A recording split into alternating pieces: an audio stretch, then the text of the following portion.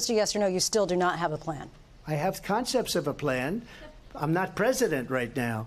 But if we come up with something, I would only change it if we come up with something that's better and less expensive. And there are concepts and options we have to do that. And you'll be hearing about it in the not too distant future.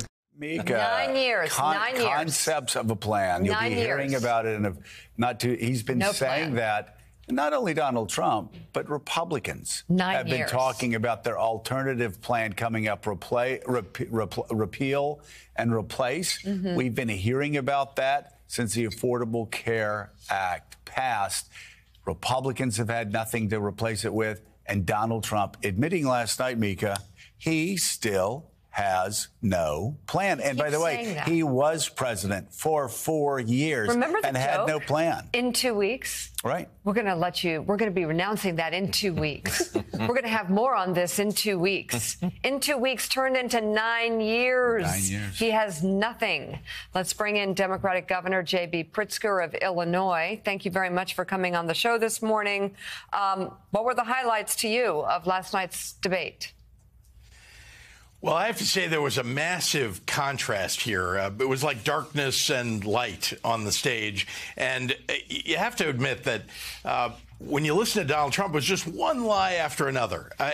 Putting aside the craziness of people eating dogs and cats that he was talking about, there were just the consistent lies about, he's the one who saved Obamacare.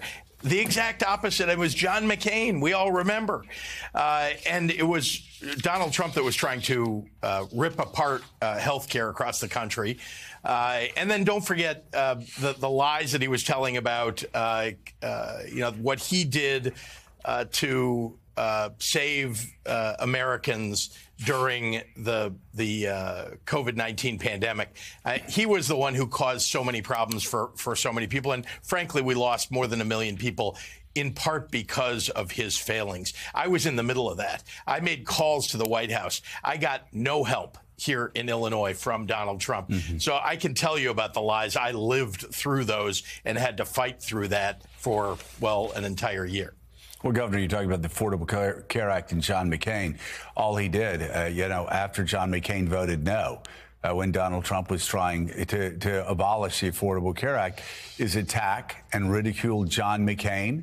After that, attack and ridicule John McCain while he was dying, attack and ridicule John McCain after he was buried. It continued, and you talk about darkness versus light. That was last night. Darkness versus light, grimness versus joy. But also, as a politician, you can speak to the importance of this. The past versus the future. And every campaign is about the future, isn't it? It is. And again, weak and pathetic on one side of the stage and strong and presidential on the other side of the stage. We need somebody who's talking about how do you lift up middle-class Americans, working-class Americans, the most vulnerable in our country.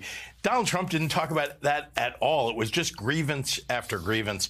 And we should have come to expect this. But I must say, before the debate, I really felt like he had a real chance at winning that debate because he's great at, misdirection, right? He can somehow change the subject and people follow him to the craziness.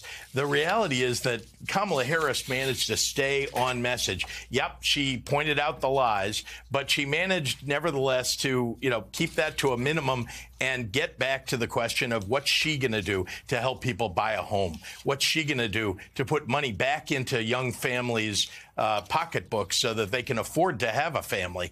What's she going to do to lower prices in the United States? So I think she did a terrific job. And I must say, she so far exceeded expectations. And frankly, I don't know if he met or, came below what I thought were kind of medium expectations for him. But either way, I talked to my son this morning who's in college, and we both agreed that, the differential was so huge that you can't help but think that there were voters who really moved. Maybe they just moved to undecided from leaning Trump. Maybe they moved from undecided to leaning toward Kamala Harris. Or I think many people moved to Kamala Harris because they got to know her in that 90 minutes. That's certainly what the data showed in the focus groups and the people with dials on both sides, Mika, that with the undecideds, as David Plouffe said, Yeah. wasn't even close. Well, Democratic Governor of Illinois, J.B. Pritzker, thank you very much. And to your